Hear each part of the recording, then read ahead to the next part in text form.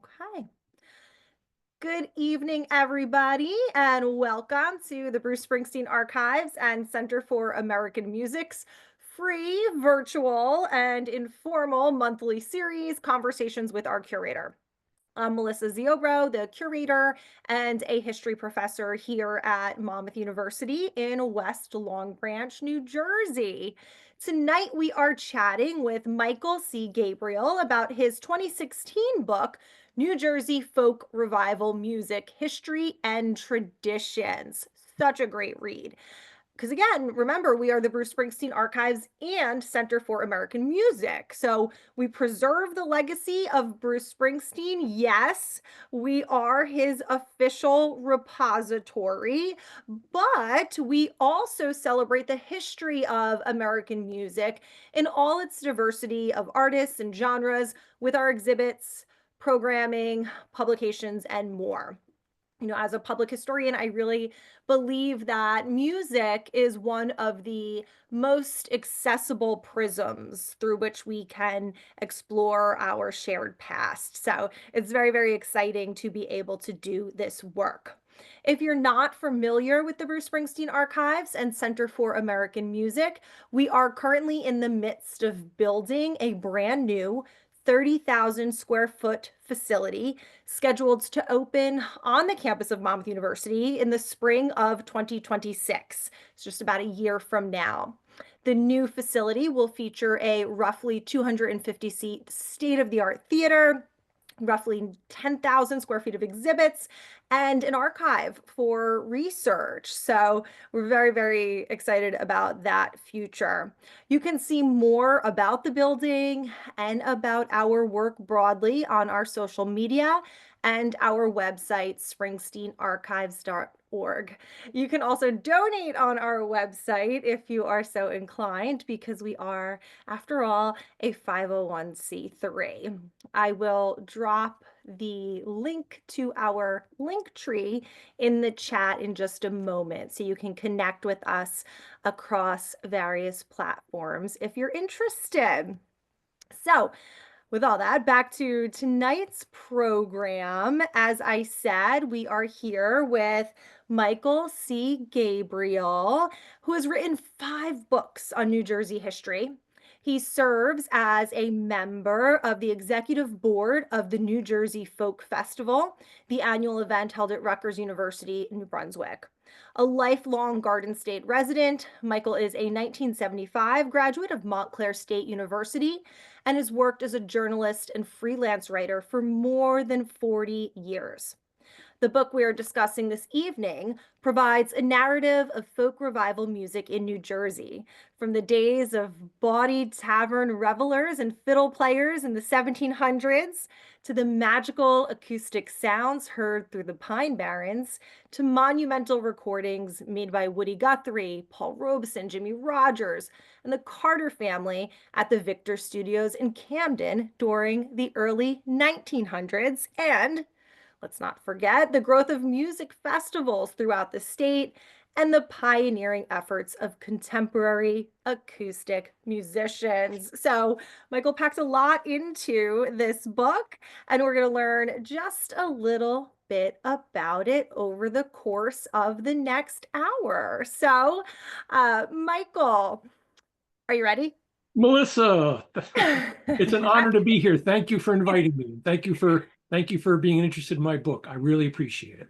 Yeah, I'm so glad I found it. So let's start by telling the audience what you mean when you say folk revival music, which in your introduction, you differentiate from traditional folk music. Right. Definition is a good place to start. Good evening, everybody. Yes, so over the course of history, we have folk music and we have folk revival music. Apparently, there was a lot of controversy about this over the years. I'm not exactly sure why. I see it pretty clearly. Folk music, as we know it, is an element of cultural anthropology. Just like food and clothing and dance and social customs, architecture, it identifies an ethnic group of people. It identifies people from a certain country or nation.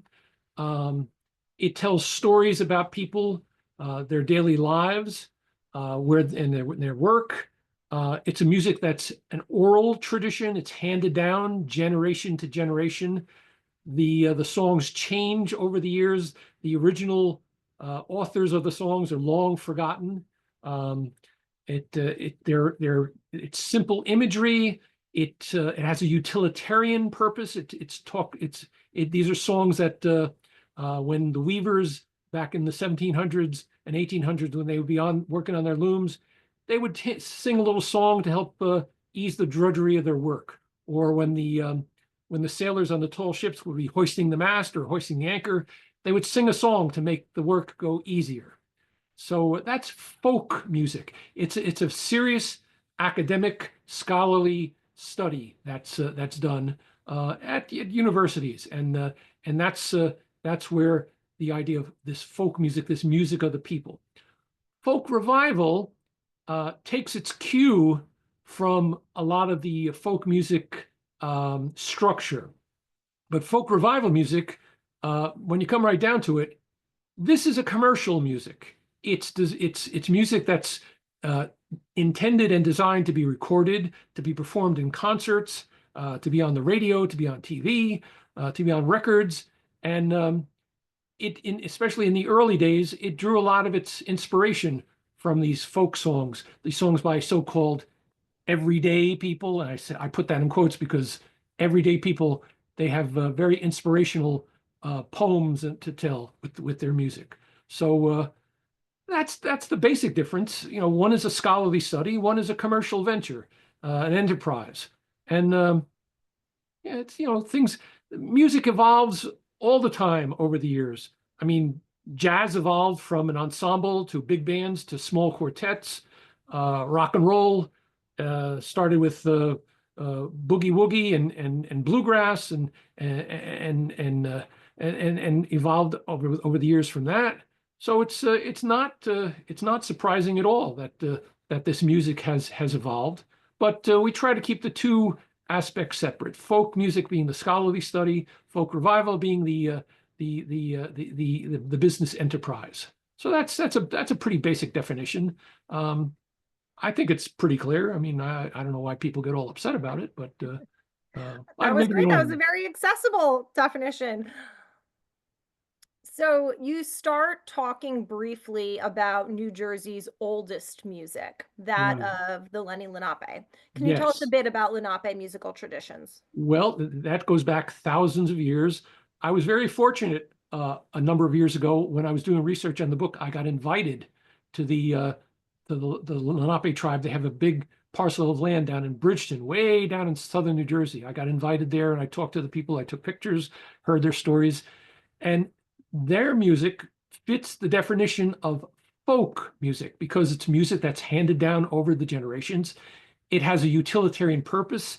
The percussion music that they do, it serves for their ceremonies, for their everyday lives, and that is certainly a folk music. It identifies them as a people and as a tradition. So that's we can very much respectfully acknowledge that is a folk music, and they're often featured at the New Jersey folk festivals that are held every year. So yeah, that's we can point to that as being part of our folk tradition. Absolutely.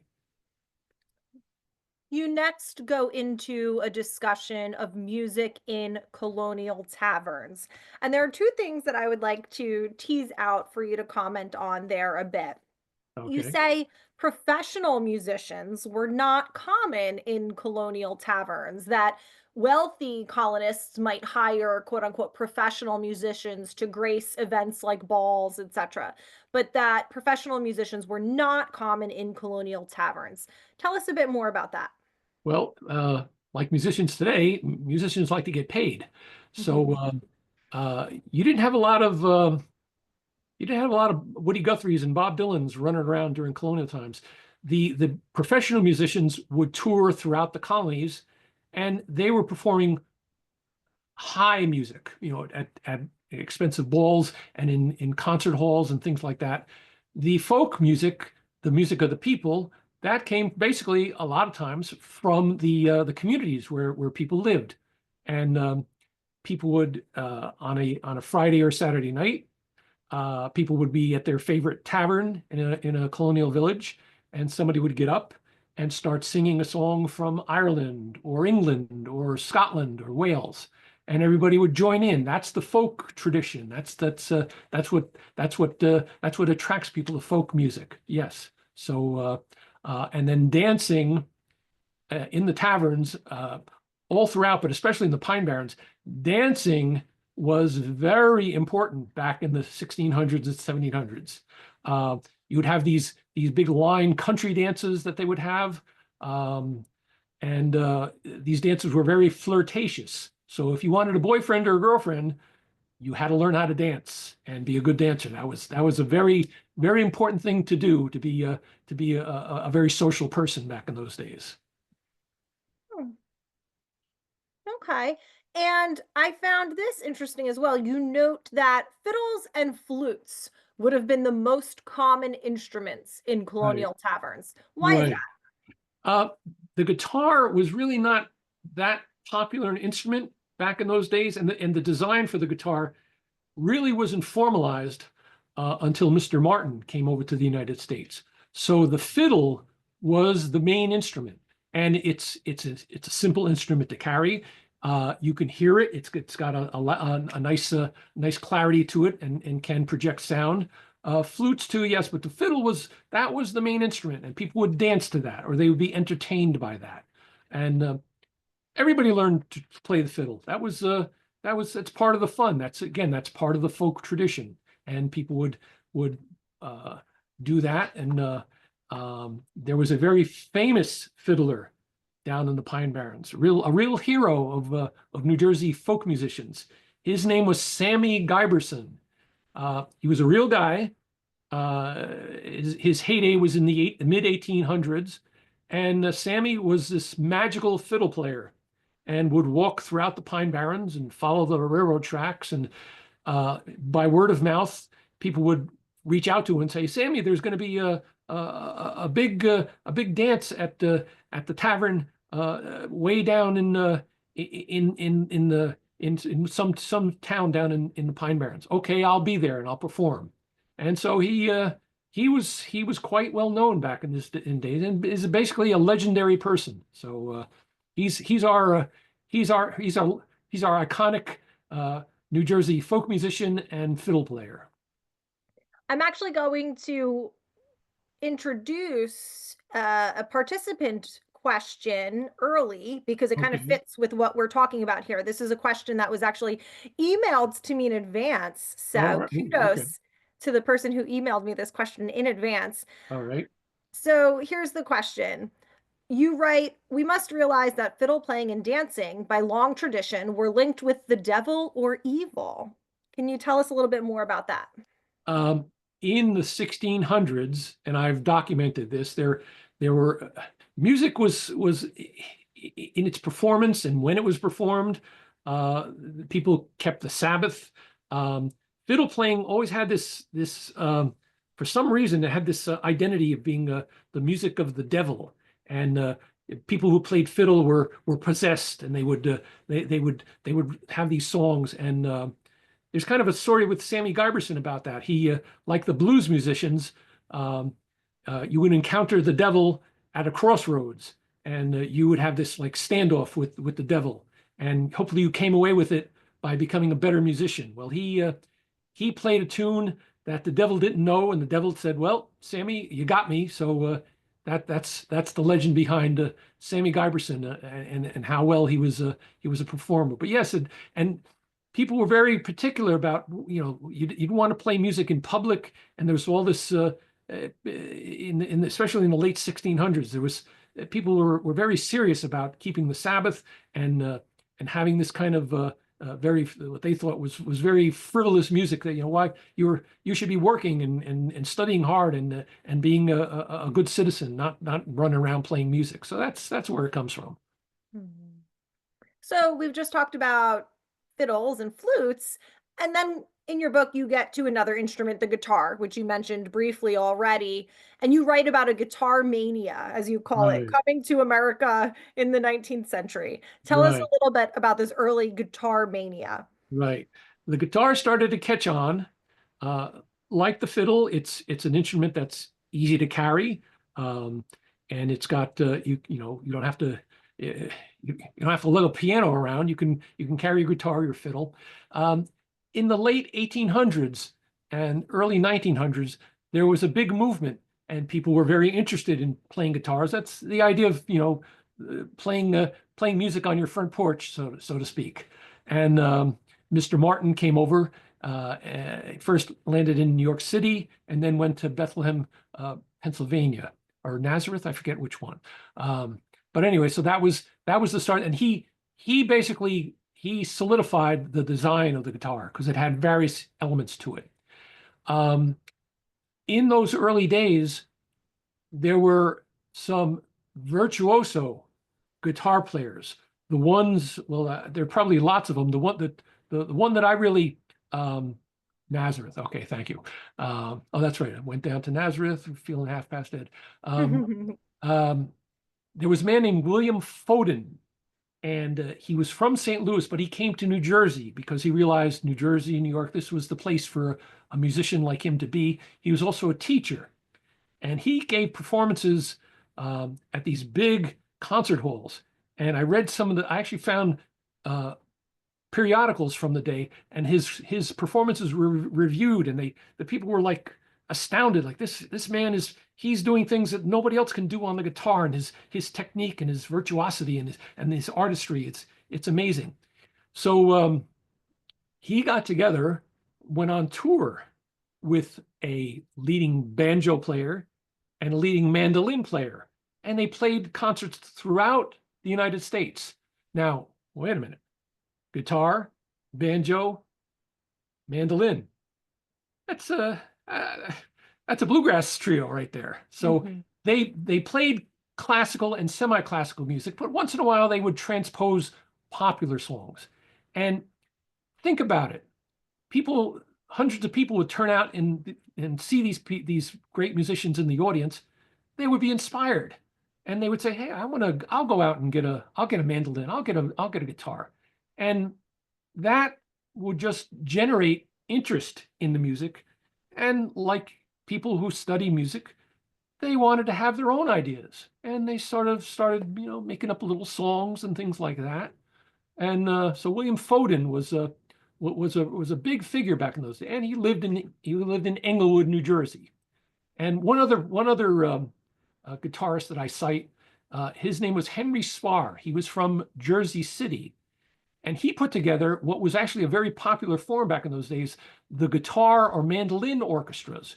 You'd have like 25 performers all playing mandolins and guitars up on stage playing popular music. And again, he was a teacher, and you don't have to think too hard that people who would be listening to this music would say, yeah, I can do that, and I like that song he played, but I have a song that something came to me the other day. There's a little song that I think I'd like to perform and write. So that was the guitar mania of the day, and it's gone on and ever since. So guitars, like that's the big acoustic Americana folk revival instrument of the day. Everybody plays guitars, especially a certain gentleman named Mr. Springsteen. So Of course, so we had to talk about Guitar Mania. As we continue through the book here, we get to a section devoted to Camden, New Jersey. And I love this. I think this is perhaps the most important piece of the book. I mean, and you can comment on that, but you write the sound of traditional folk and folk revival music came to life in Camden during the early years of the 20th century. This was yes, the place where Cecil Sharp, Paul Robeson, Carl Sandburg, the Carter family, Jimmy Rogers, and Woody Guthrie all had important recording sessions at the Victor Studios. Taken as a whole, the Camden sessions form a foundation for American folk revival music and created waves of music traditions. Talk to us a bit about the importance nationally of Camden. Well, see, now you're making my case for me. New Jersey is having this historical foundation for folk revival music. Believe it or not, Camden in the early 1900s was the high-tech center for the United States. That's where all sorts of electric and electronic wizardry was taking place. Of course, there was a famous inventor by the name of Mr. Edison who pioneered that field. And Camden was where the Victor Studios were based. And there were other there was a Victor studio, I believe, in New York City at the time, but Camden was the place to be. So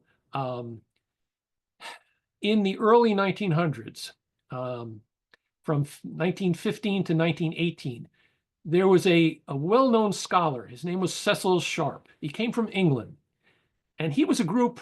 There were other folklorists back then in Europe, and they came to realize that the so-called peasant music, or folk music as it was called, was important. It really documented a country, an ethnic group of people, and they were telling the stories of their lives. And they said, wait a minute, this is important. These people are writing poetry about where they work and what they do, and women were talking about how men would wrong them and things like that. So this is pretty important stuff.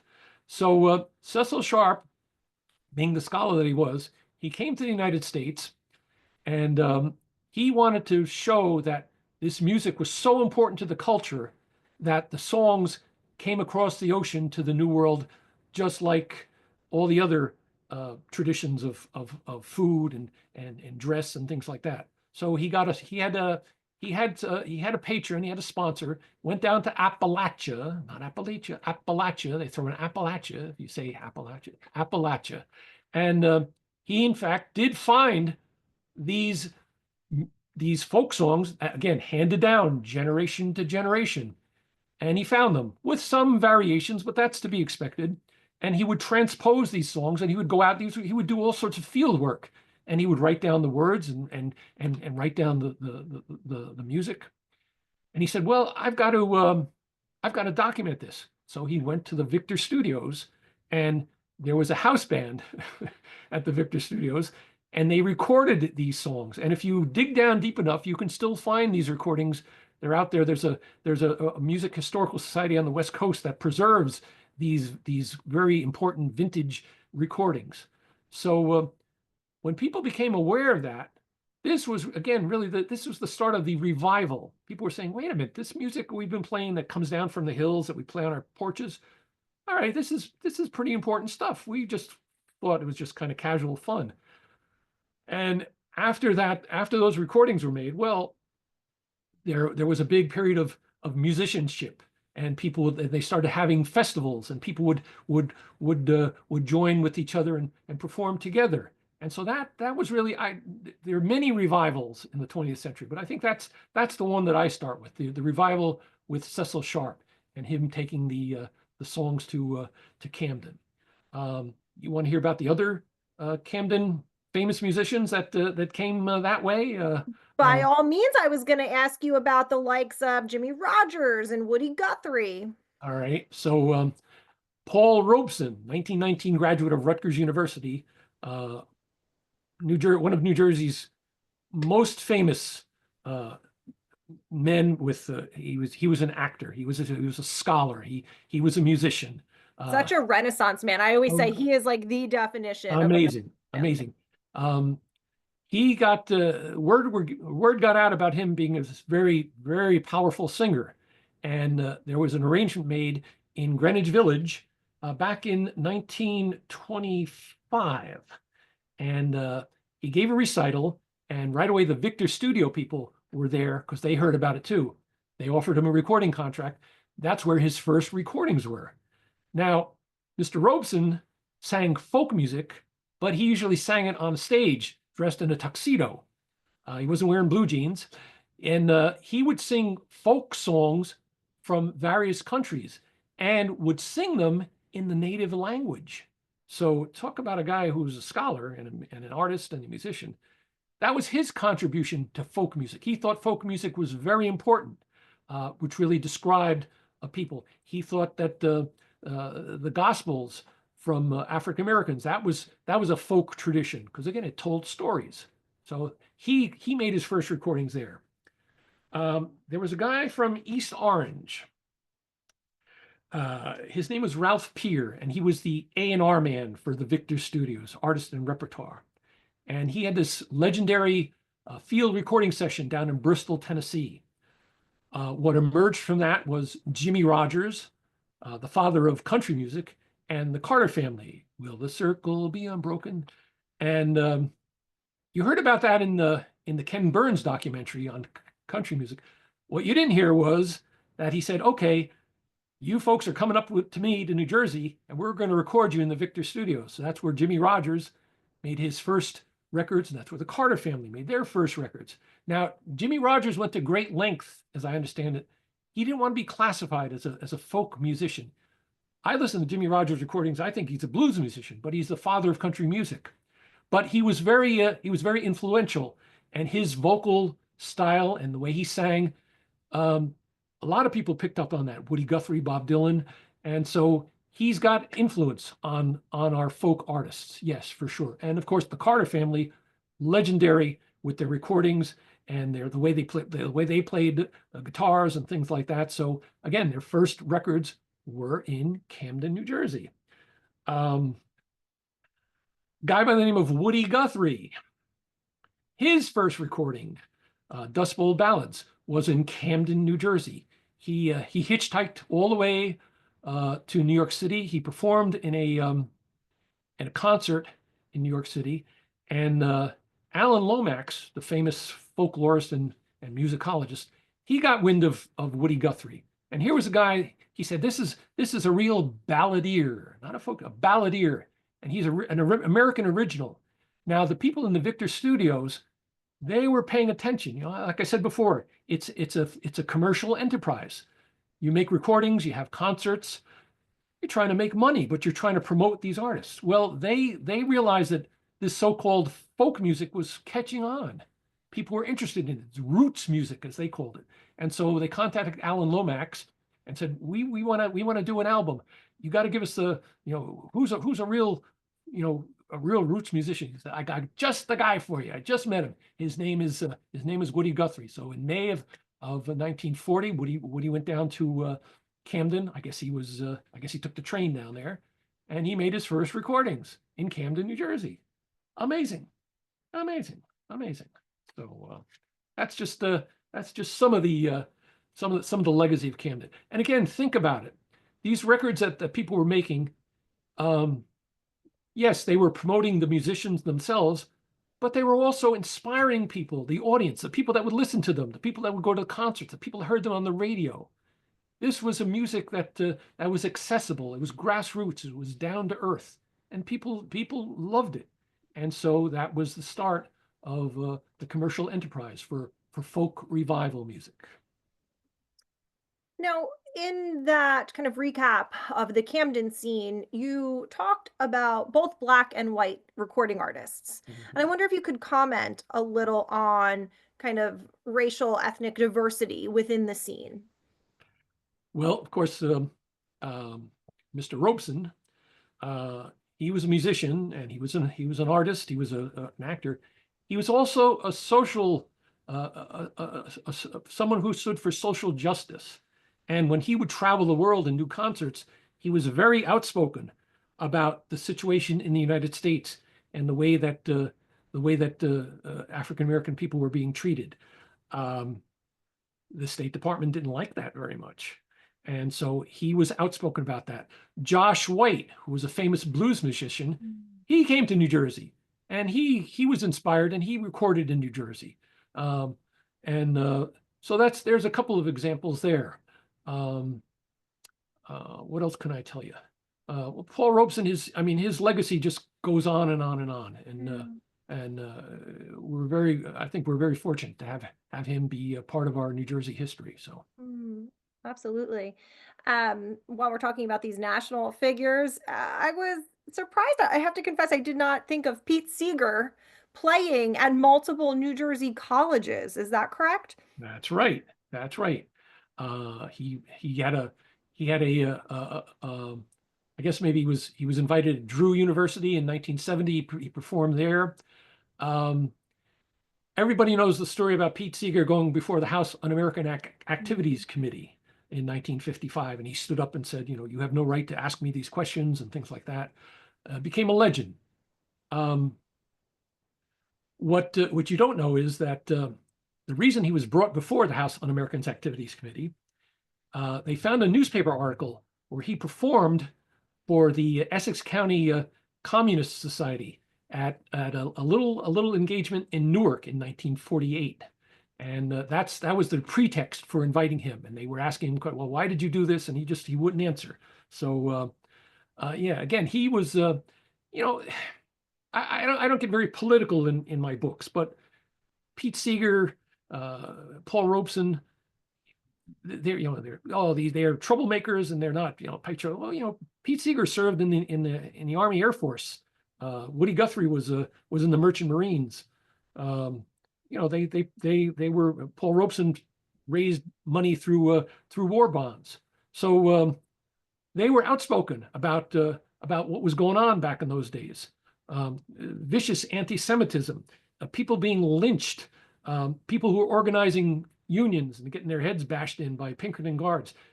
They sung about this and they talked about it, and that's where the controversy I think lies, and that's why Pete Seeger got blacklisted. So yeah, no. I don't know if everybody can see it as I hold it up over the Zoom here, but on the cover, you've got this great photo of Joan Baez and Bob Dylan playing at the Camden Music Fair in 1963. Yes. Can you tell us just a little bit about that? Well, Joan Baez, she came out of the Cambridge, Massachusetts scene, and she was like nobody had ever heard anybody like her before. The way she played the guitar, the way she sang. She was hot stuff, and then she was a big star at the Newport Folk Festival. She also had a sold-out concert in Newark at the old Mosque Theater, which is today Symphony Hall, in November of 1963. Again, now think about it. Joan Baez, early 1960s, sold-out concert in Newark, performing folk and folk revival music. Something's going on here. There's something in the air. People are catching. They're catching this music. It's in the breeze, and people are finding out about it. And so she was invited to perform at the Camden Music Festival in August of 1963, and she brought along with them a guy named Bob Dylan, and then they also performed later that month at Convention Hall in Asbury Park. August 1963. What happened at the end of that month? March on Washington. They performed at the steps of the Lincoln Memorial. So that's so New Jersey was the warm-up act. That's for them. That's what they did. And Bob Dylan, if you've seen that movie, which I saw and enjoyed very much, you think a lot of it happened in New York, and some of it did, but a lot of it happened in New Jersey. And yeah, Bob, I don't know if we can, maybe we can make Bob an honorary Jersey guy, but a lot of that happened. His legacy, his start happened in New Jersey. And I can tell you a little story. He came to Greenwich Village, I think 1961, and he was looking to make a name for himself. He knew what he was doing. He was a talented guy. He was no innocent character. He knew what he wanted. So word got out that Woody Guthrie had been hospitalized in Greystone Sanitarium in New Jersey. I have an address for you. 182 North Arlington Avenue, apartment 32 in East Orange. Building is still there. It's just kind of another building on the way. But there was a married couple there, Bob and Seitzel Gleason. They were friends of Woody Guthrie, old friends of his, and they found out that he was at this sanatorium in Morris Plains, and they went there and they said, "Oh, we've known Woody all these years. We'd like to take him home and take him to our apartment on the weekends." and take care of him. We'd cook him some meals, we'd wash his clothes. And people they said, well, okay, you got him, take him home and bring him back. Well, word got out, especially in Greenwich Village, that, hey, Woody Guthrie's in East Orange, New Jersey. East Orange, where's that? How do you get there? Of course, Woody Guthrie, Bob Dylan's hero. And he didn't, I don't think, I mean, I don't want to say who's right or wrong. I don't think he performed for him at the sanitarium. He performed for him at the apartment in East Orange. That's where he went. He introduced himself, and he was a frequent visitor and would stay overnight sometimes. And the Gleasons took good care of him. And that's where he finally met Woody Guthrie and performed for him. And again, a big moment in folk revival music. Bob Dylan became Bob Dylan in New Jersey, in East Orange. I like how we're bringing everything back to New Jersey, and New Jersey's getting credit for everything. This is good, Michael. I knew I liked you. I'm a Jersey guy, I mean, New Jersey never gets the credit. I mean, we're the diner capital of the world. We're the crossroads of the revolution.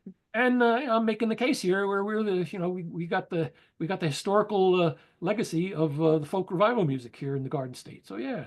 I love it. So we've talked about the national impact that New Jersey had, and we talked about these national figures who spent time in New Jersey, time that was quite influential to their careers. But towards the end of the book, you get more into the hyper-local scene.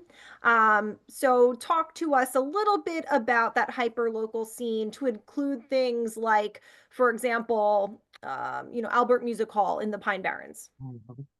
The Albert brothers, they were from Sayreville. They worked at a brick factory there, and they liked to hunt. And they liked to hunt down in the Waretown area of the Pine Barrens. Well, they'd go back and forth and say, we should just build ourselves a cabin. And they were amateur musicians. They built this little hunting lodge. And to be neighborly, they would invite people to come and stay there. And they said, bring your instruments, and we'll have a little jam session. Well, that turned into to be a pretty big deal down in that part of New Jersey. And so Albert Hall, they had to stop because there was just too much trouble going on there. And eventually the vandals just wrecked the old the home place, as it would call it. It's the only thing. I actually went to the site. The only thing that's left is some wood and some bricks. But the people in the Waretown area who were very, very, very interested in keeping this music tradition alive, that's where Albert Hall comes from, named after the Albert brothers. And just like Albert Hall in England, right? Get it? Albert Hall, New Jersey, Albert Hall, New England. So that was important. You had a lot of folk festivals starting up. There was the Middletown Folk Festival by, let me see now, I've got my notes here. Middletown Folk Festival in Dick and Marlene Levine in June of 1968. They started a festival, and it was pretty popular for about 20 years. The Princeton Folk Music Society started in 1965, and that became very popular. They're going to celebrate their 60th anniversary later this year. Of course, the New Jersey Folk Festival, major cultural event in New Jersey every year. It's going to celebrate its 50th anniversary. Not this year at Rutgers, though. It's going to be at a park down in Middlesex County. There was the Folk Music Society of Northern New Jersey. They sponsored festivals first at Uppsala University and later at Eagle Rock Reservation in West Orange. Also in this time, there was a music program on ABC. It was called Hootenanny in 1963. It's a very innovative program. The producers would go off and record live concerts that were being held at colleges and universities. Well, one of the very first places that they did a recording was at Rutgers, and the Smothers Brothers were there, and various other artists were there, but who wasn't there? Pete Seeger. He was blacklisted, and he was basically considered the father figure of all these musicians. Um, so that got Pete Seeger. I think that got him thinking. He realized that this medium of television was very important. Well, he couldn't go on network TV, but right around the mid '60s, there was this thing called UHF, kind of a precursor to cable TV. And there was a UHF station in Newark. And Pete Seeger's manager knew the producers at this UHF station. And they said, hey, we could have Pete Seeger on. We're not bound by any blacklisting regulations. So in 1965, he had his program called Rainbow Quest. And it was a live recording. And he had all these people like the Clancy brothers and Tom Paxson and Johnny Cash, Judy Collins. They would come in and do a session with him in 1965, and they're still available. And people, again, they saw these programs on TV, and again, they were inspired by all this. And the tape's still available because Pete Seeger and his wife, they were the producers, so they own the masters, and so you can go to your favorite music store, and I'm sure they used to be on tape, but now I'm sure they're on CDs. So that's what was going on back in those days. And now the New Jersey, there's a bluegrass festival down in Salem County that's been going on for years and years and years. Bluegrass music in New Jersey, yeah, a long time. So there's some of the local noteworthy activities that were happening in New Jersey back in the '60s and '70s. Well, I love that. We've kind of gone full circle from the traditions of the Lenny Lenape and the colonial taverns to the 50th anniversary of your event coming up. Let's kick it to some questions from the audience. Absolutely. To our audience, you can go ahead and type your question in the chat, and I will gladly read it for you. Or you can unmute yourself and ask a question. I am going to start with the ones in the chat. This is a question from Grace. Can you talk about Seeger's Japanese American wife, who was a major influence on him and the folk scene? Yes. From what I've heard, she kind of held things together when they were living in Beacon, New York at the time. And I saw this program where Joan Baez made this kind of snarky quip. She said that Pete Seeger, yeah, he's an icon and a saint, and who lives with a saint? A martyr. So, so, yeah. So she was the Pete Seeger. She was the rock, and she kind of held things together for him. So yeah. So way to go. Yeah. Here's a question in the chat from John. John writes, I subscribe to the understanding that folk music is a reflection of its times. For me, that manifests itself in rock and roll. Wouldn't Born to Run be considered a folk song from my time? What about the Grateful Dead's Touch of Grey? Are these both examples of how folk music manifests itself in rock and roll? This is, well, again, folk revival. I mean, this was the Grateful Dead, of course. Bruce was an acoustic guitar player back in his day, and then he recorded that album Nebraska, and he had the Seeger sessions. So yeah, I think he's been heavily influenced.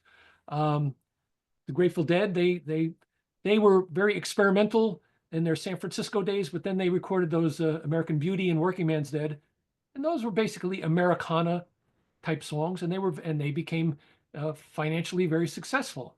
A lot of people started out that way. The Greenwich Village scene was big, of course, in folk music. But then in the mid '60s, all the folkies went out west, and they started hearing about things that were going on out west, and they wanted to get in on that action. And they always thought that, well, I mean, if you perform an electric guitar, you're a sellout. You're just commercial. Well, they found out that maybe that wasn't exactly the case. So yeah, it's always in and of its time, and it reflects those times. Yeah. So absolutely. Here's another question in the chat. Would you know of Cat Mother? Charlie Chin was a Chinese American member. Cat Mother and the All Night Newsboys. I heard that album when I was in college, and I went out and bought it. It's a great album. So yeah, that a lot of nice songs on that album. Yeah, I know that one. I think that was the only album they ever made, and I don't know That what happened. strikes me as quite a niche question, Michael. Good for you. I've been around. I own my share of albums. Hmm. Okay, if anybody would like to unmute to ask a question, you're Yeah, come on, unmute. Come on, come on. well, don't be scared. Don't be scared because I said we're recording. You're welcome to unmute. Um, so Michael, I have a question for you. I kind of suggested that towards the end of the book, you talk more about these like hyper local artists that relatively fewer people know about, right, as compared to a Woody Guthrie or Bob Dylan. What do you think keeps some artists from breaking through and enjoying commercial success? We know New Jersey artists are capable of it. Why do some and not others, in your opinion? Well, I think we're right now we're living through another revival. Um, I get out once in a while. I mean, my favorite. If you want to show me a good time, take me out for an Italian dinner, and then let's go and go hear some live music somewhere. Small auditorium, 200 people. There are a lot of musicians out there nowadays, and they don't have to go through the meat grinder of getting a record contract. They want to be independent. They can. There's lots of with the technology now. There are a lot of local recording studios. They can make their own CDs. They can book their own concert schedules. They can do what they want, and I think that's part of the revival. That's part of the evolution of this music going on. And there's always something about this music that just grabs people.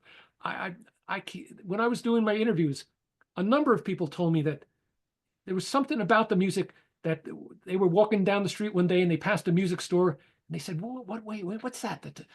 Somebody was playing a mandolin. What is that?" And they went in and it changed their lives. Just that there's something magical about that, how it grabs people. So yeah, I think we're in the middle of another evolutionary cycle, a new revival, where you have these musicians. And I mean, I guess they must be doing okay. I mean, I don't. They're making millions and millions of dollars. They're not selling out big stadiums, but they're doing what they want to do, and I give them a lot of credit.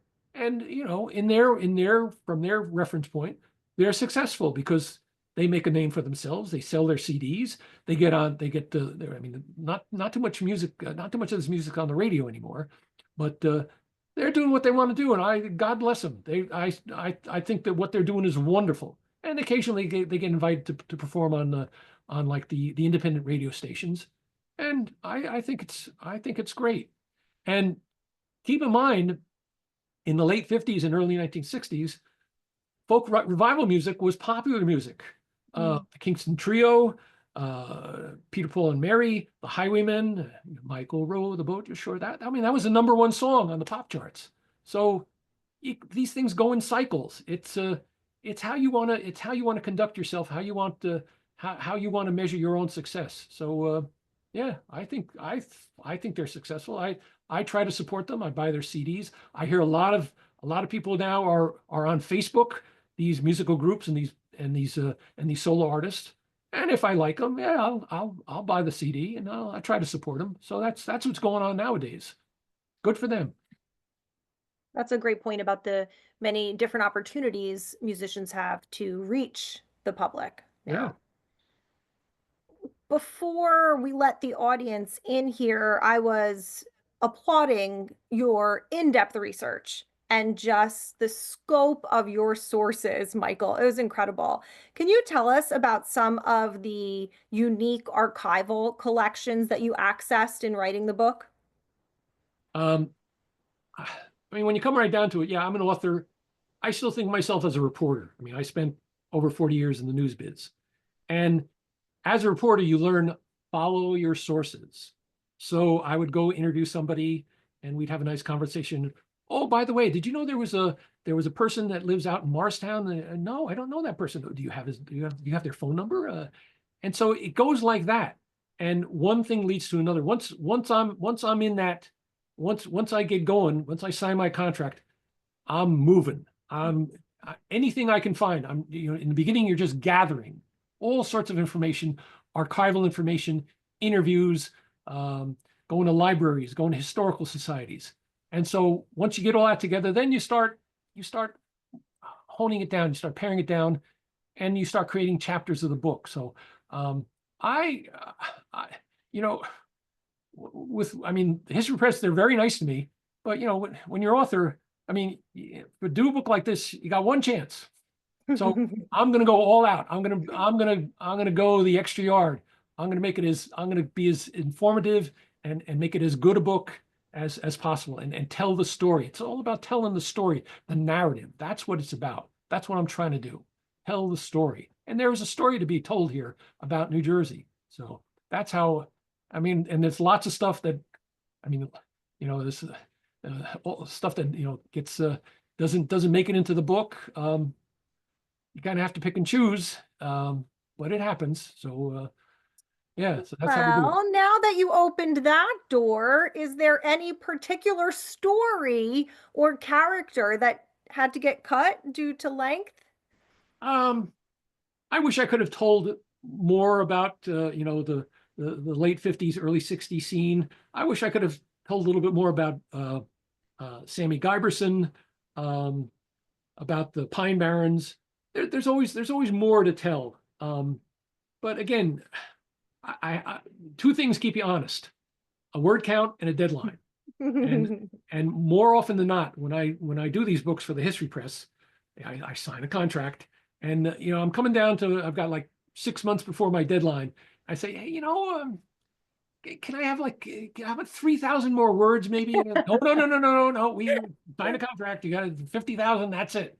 All right. Well, so that's what keeps you honest. So I mean, there's a commercial aspect to the book. I mean, they got to sell the book. It's got to be in a certain format, certain length. I could go on for 100,000 words, but I mean, I would probably be boring after a while. 50,000, that's about right, I think. So yeah, that's about One right. of my books is Fort Monmouth, the U.S. Army's House of Magic.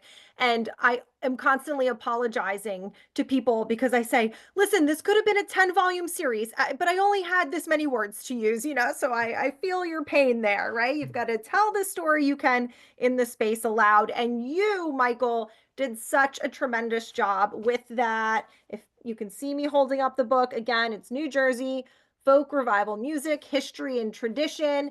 The book is both a compelling narrative and just so very well researched and informative. If you haven't read it already, I hope that you are going to get off this Zoom and go order it right now. Michael, Online, yes. any closing remarks from you? Well, folk music, there's always revivals, and there's lots of interesting stuff going on. And again, the music has evolved, and now you have all sorts of Americana musicians. I mean, the terms have evolved, and they've introduced different instruments and different type of sounds to it. There's a little bit of jazz sometimes. There's a little bit of bluegrass, and if you're interested, and if you have a time, come to the 50th anniversary celebration of the New Jersey Folk Festival. It's going to be on Saturday, August the 23rd at Davidson's Mill Pond Park in South Brunswick. That's in Middlesex County, right off of Route 130. And come that free, open to the public, and we'll be glad to have you. Awesome. I hope everybody wrote that down. If not, you got to go ahead and Google it after you buy the book. So thanks again, Michael, for sharing your time, sharing your work with us. To our audience, thank you for joining us. Remember, we want you to keep in touch, follow us on our socials, visit our website, springsteenarchives.org, and just, be friends. We want to keep in touch with you. Our next conversations with our curator is with Frank White and Alan Tecchio on Jersey metal, and that's going to be June 11th. So hope I see you there. Thanks again, Michael. Thanks, everybody. Have a great night. Thanks a lot. Thank you very much. Bye, everybody. Thank you for Bye. having me.